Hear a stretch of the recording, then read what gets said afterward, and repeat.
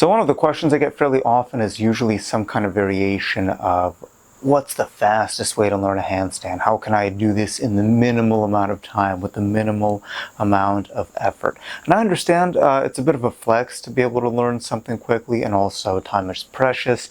We have things to do, so it's like you want to be able to check it off your list with the minimal amount of time and effort possible.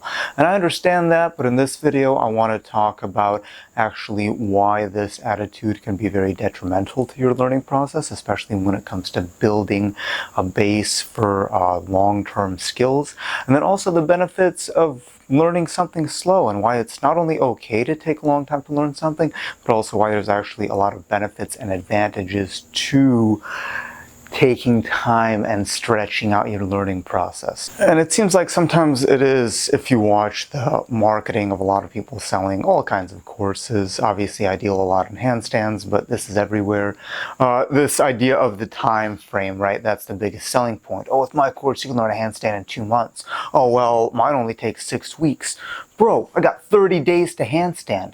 Oh yeah? Well, I can do it in 2 weeks. And it kind of reminds me of, if you remember that movie, There's Something About Mary, where they have that 7-minute ab sequence. It's like, bro, I got a good business idea for you. You know, 8-minute abs? Well, 7-minute abs. You heard of this thing, the 8-minute abs? Yeah, sure, 8-minute abs. Yeah, the exercise video. Yeah, well, this is gonna blow that right out of the water. Listen to this. 7-minute abs.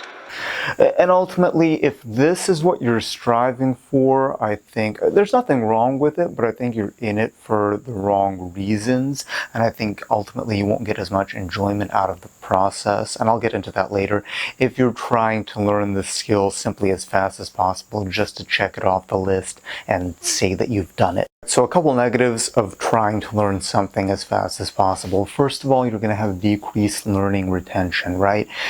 Basically, and this is kind of what I try to focus on in my own training, is this idea of permanent adaptation. This idea is you learn to do a thing so well that even without any practice for a long time, you retain it, you still have it. And when you learn something very quickly, if you can learn it quickly, that's great. Personally, I've always been a very slow learner. It takes me a very long time to pick up concepts. It takes me a lot of practice. So that's something that I'm used to, and that's something that I try to plan for. But what ends up happening is when you learn something very quickly, you can forget it just as quickly. So it's like, again, for example, I deal a lot in weekend courses, right? And as well, a lot of other teachers do. So you go to this weekend course and you learn a bunch of stuff in 2 days, and then you say, wow, look at all this stuff I learned. How much of that are you going to retain the day after the workshop, the week after the workshop, a month after the workshop, a year, 2 years, 5 years? How much of it are you going to train and continue to develop after that course is over? And then the other question is, how much from the course have you actually retained to the point that at some random point in your life, you can still remember that and pick it up? And that's the difference between I learned this really fast or I took the time to develop it. Because the way that I try to learn skills as much as possible, obviously you can't do everything at once, is it's embedded within your body to the point that you can't forget it. And that's generally not something that happens over a short term. Another negative with learning something fast is that you tend to cut corners, right? In order to, let's say you can achieve this benchmark within 30 days or whatever, because that's your goal. Oftentimes, when you have a set limit or time frame like that, you're going to end up lowering your standards of what it means to do the movement, which could mean sloppy technique. It could mean maybe not fully building the physical base that's needed to do that technique safely. So it could be putting yourself at high risk of injury. It could be also building maybe not the best habits in order to build to future skills. So that's that's probably actually the main reason that I tend to try to take a long time learning things, and also try to encourage students to take their time, because you don't want to cut corners on your standards. You don't want to have to go back and fix something. And again, this is going back to my early days where I didn't really know the process. I just saw a thing and I would try it. And there would be so many mistakes in trying it, but I didn't know the process and learning it. So I ended up learning a lot of bad habits within my first few years of training that I had to go back and fix. And fixing bad habits that have been developed takes a long time. It takes a lot longer than building them. So part of it is I didn't know what standard I was supposed to have, and I ended up cutting corners, and because of that I had to go back. So it's this idea that if you want to continue doing the skill to a higher level, then learning everything really fast and learning the basics really fast is generally not the way to go. You want to, if you think of the pyramid, right, you want to have a wide base. You want to spend a lot of time working the basics, developing the physical preparation, developing your body, taking time to kind of digest and understand the technique. So again, this is for me one of the biggest reasons why I don't like this small time frame fast learning process is the chances that you end up cutting corners in your technique or in your method are very high, and that may not have the best repercussions for the future. Then another negative is it kind of devalues the learning process, and for what it comes down to, especially if you like to train in multiple disciplines like I do, it's the skill. It's cool, but that's not where the value comes from. The value comes from the understanding of your learning process that you can apply to something else, because that's something that you can always take with you and you can apply it. And I had this big realization because I spent so much time working handstands, and then I was injured. I had some issues going on to the point that I couldn't train handstands, and it was this idea that what if, thought experiment, what if I could never do a handstand again? Have I learned enough lessons from that process that I can apply it to the next thing that I do, to the next skill that I learn? So when you learn something fast, you don't have that appreciation, you don't develop the process. Another analogy I like to use for that is it's like being given a meal versus cooking the meal. Yes, cooking the meal takes effort, but it means that you know how to make it, it means that you know how to tweak it and change it to your needs, and it means that you appreciate the work and effort that goes into making it as opposed to just being handed this thing. So as always, there's no right or wrong answers. It's just something to think about. But I think when you try to learn something very fast and you try to make that your goal, you lose out on a lot of that process and a lot of the benefits of appreciating the process, which ends up being a greater understanding of how you personally learn things, which is something that hopefully you can apply to everything that you learn. Okay, so then what are the benefits of taking a long time to learn something and stretching out your process and maybe not giving yourself a time frame, not saying, oh, I have to learn this by this, which there's actually nothing wrong with that. That can kind of get your butt in gear to learn things as well, but I like to take the time. So one benefit is just more gratitude, more appreciation. You appreciate the process. You appreciate when you watch the masters who perform the thing that you're trying to do at the top level. You say, okay, instead of just saying that's cool, now I can see, I can appreciate the years of effort they put into to have this level of mastery. So there's gratitude in the skill and understanding what goes into learning it.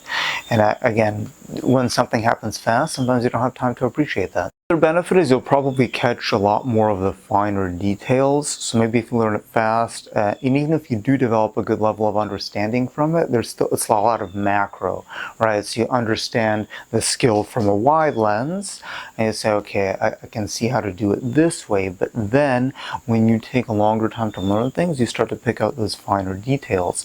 And it's often, once you get deeper into the practice, it's those little things, those little tiny fine details that can sometimes make the difference. And when you learn something fast, you're probably still going to be focusing on the macro picture, and you're not going to be able to zoom in on those finer details. However, when you take a longer time to learn something, time is on your side, so you're able to focus on those finer details when necessary, and it can lead to better refinement and better understanding of the skill and the process. Also, you're going to develop your own learning process, right? This idea of learning how to learn, which I mentioned a little bit already, but I think that's kind of the true value. The skills are cool. And again, I deal a lot in party tricks, which is fun. But the idea is, and it's also questions I get a lot, is, oh, what use are they? What's the point? One of the main points in learning these things is you understand how you learn. So learning how to learn, because the more things you learn, and I'm using this word a lot, the more things that you learn, the more things you get better at learning to a high degree. So again, it's something I've already said in this video, so I'm not going to go on too deep. But when you take a long time to learn something, it gives you a better understanding of how you actually learn things. And then I will go off on a slight tangent here. So I know a few years ago within the movement culture community or whatever, generalization was the big thing. Like, you want to do all the things, but you never want to go too deep into one subject, because then you make sacrifices and you become a specialist. And I understand completely that methodology and that mindset. But I do think, especially now that we're talking about taking a long time to learn something, I think it's worth taking at least one skill or maybe several skills to a very high level where you have to focus on the details, because there are specific lessons you're going to learn from that that you don't learn if you just do the macro generalist point of view. So again, no wrong answer here, no right answer. It's just something to consider, that it's worth at least taking something up to a degree where you really have to focus on it and take those fine details, because that's just another stage of your learning process that you have yet to understand maybe. When you take a long time to learn something, it also makes you a much better teacher. Not everyone cares about being a teacher, but I think there is an interesting aspect in understanding the learning process to a point that you try to adapt it to others and help others learn. And what you'll find, especially, again, this is one of the things that really impacted me to learn more of these details behind handstands and tumbling and gymnastic skills, is that often when someone learns something fast, or when they, in gymnastics, what's really common is athletes learn as kids and they're not really taught a lot of the theory, but they do a lot of drills. So they understand the skill very well within their bodies, but they often don't have the ability to explain or to teach it. And this is also one of those things that happens when you try to learn something fast. And it kind of goes with that macro and micro details, is when you take a long time to learn something, you become much better at teaching it to others, because not only do you understand the learning process and the finer details behind it, but you're more likely to be able to make modifications to someone else's learning process so they can help get that skill themselves. So you may or may not care about teaching, but generally the people who learn something fast or it came easy to them, they're usually not the best teachers on the subject, even though maybe they can perform the thing to the highest level. So it's something to look for, especially if you are trying to find a teacher. Someone who's struggled with learning the thing is oftentimes going to be a better teacher than someone who got it really fast, just because that struggle means that they understand the actual learning process behind it better, and understanding the learning process is not quite the same thing as understanding the skill. There are overlaps, but they're not the same thing. So just another thing to consider. No rush, right? That's another benefit. If you give yourself that time frame, you're starting to freak out over deadlines. I personally don't like deadlines. Also, one of the drawbacks of that is it takes a long time to really finish something to a standard that is okay, that's acceptable for me, but those are my own issues. But it's nice, I think, not to have to rush. Like, hey, I'm going to learn this skill, and over the next couple of years, I'm going to develop it and see what happens, as opposed to have to get this in 30 days. So, or I have to get it as fast as possible. Just something to think about. And another analogy that I'll use, I used to coach tumbling a lot, and I've worked at a lot of cheerleading gyms, and this is actually one of the issues that you see is many students, they want to learn their back handspring or their back tuck, and they want to learn it as fast as possible. And in doing so, they often build a lot of bad movement habits because they're not doing sufficient drills or physical preparation. And in learning it as fast as possible, they're also putting themselves oftentimes at a higher risk of injury. But it is a deadline, right? And this difference, if you go to a gymnastics gym, is if they want to learn a back handspring, it's usually a couple of years process, versus in a cheerleading gym, it's usually a lot quicker than that. And this is a huge generalization, of course, but when you give yourself a smaller time frame, there can be a lot of issues that arise. So I think it's good just to not have that rush, to not have that deadline, to give yourself the time you need. And then to add on to the previous idea, when you have time, you have more opportunity to build a better base of skill. You have more time to build up your physical attributes, which could help minimize the risk of injury, and it could help improve your technique as well, right? So it's something to think about, especially depending on what kind of skill you're learning. If it is a physical skill, there's going to be a technical and a physical portion. So handstand, for example, it helps if you have a good physical condition. The better your technique is, the less physical effort it might take.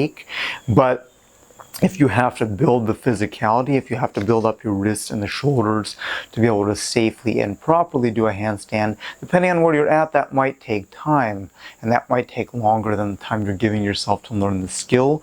So by giving yourself that time, you can allow your body to adapt, because the physical adaptations of the body, they don't happen overnight. Sometimes if you make a technical correction, sometimes it's instant change in how you do the skill. Physical adaptations don't work like that. In order to actually get stronger, you have to put stress on your body in a certain way, and then you have to give your body time to adapt to that stress. And then in tumbling, again, coming back to that cheerleading analogy, this is really important, because if you're doing a skill like a back handspring, that's a very technical skill, but also a very physically demanding skill. It involves jumping, it involves passing through the handstand in a dynamic nature, it involves repulsion from the shoulders, pushing off the hands. It can be a lot of stress on the wrists. There's a dynamic flexibility element of this. There's a lot of stuff going on in a back handspring, even though it looks like a simple move. So if your physicality is not able to handle the skill when you start, it's a good idea to build that first, because if the physical preparation isn't there, there's a good chance that you're going to have to make a compromise in terms of the technique, and then that can lead down to a rabbit hole of compensations and bad habits that can set you up for difficulty in future skill. That's on a good day. On a worst case scenario, it can set you up for potential injury. So this is especially one of those skills that you get into. Again, it depends on the skill, whether there's a huge physicality portion, but the physical preparation and the understanding of the basics of the skill, those are going to take time, and generally the more time you take to get those basics very solid, the more it's going to serve you in the future. I know sometimes we can get impatient as adults because we don't have that kind of time, but it is worth it. And actually in my own learning process, that's one of my biggest regrets that I have, is I just went straight for the skills. And I wish I would have had an appreciation for the basics, and I wish I would have taken a couple of years just to work basics without trying anything fancy, because that would have made all my more advanced work a lot better. And finally, just kind of making full circle and coming back to where we started. When you take a long time to learn something, you're more likely to retain it. You're more likely to have it in your pocket. And that's one of the analogies that I like to use in terms of skill learning. Is when you say you can do a skill and you have a skill, there's a difference between being able to do it on a good day in a controlled scenario in training versus busting it out at any point in imperfect conditions. And the latter is what I call having a skill in your pocket, meaning it's always with you and you can pull it out. Like I can do a handstand with no warm-up, whatever, in random condition, because I've trained it enough to understand and have the confidence to do that. So it's that idea of learning retention. When you take a long time to learn something, you're less likely to forget it, and it's more likely to be with you for a longer period, and hopefully for the rest of your life, even if you don't train it anymore. So that's kind of the idea, and that's one of the benefits also of actually taking the time to learn something. So just to conclude, to try to learn something as fast as possible, or trying to do the thing as fast as possible, isn't always the best way to go. It's not always the best way to do things. There's nothing wrong with that, but there are positives and negatives. And for me personally, just my opinion, I think there's a lot more benefits to actually taking a long time to learn something and planning it out over a longer period rather than just trying to do it as fast as possible so you can check it off your list. Again, I'm not going to tell you how to train or what you should do with your training or your skills. As always, it's just my opinion, and hopefully it gives you a couple concepts to think about, and then you can apply that to your own training.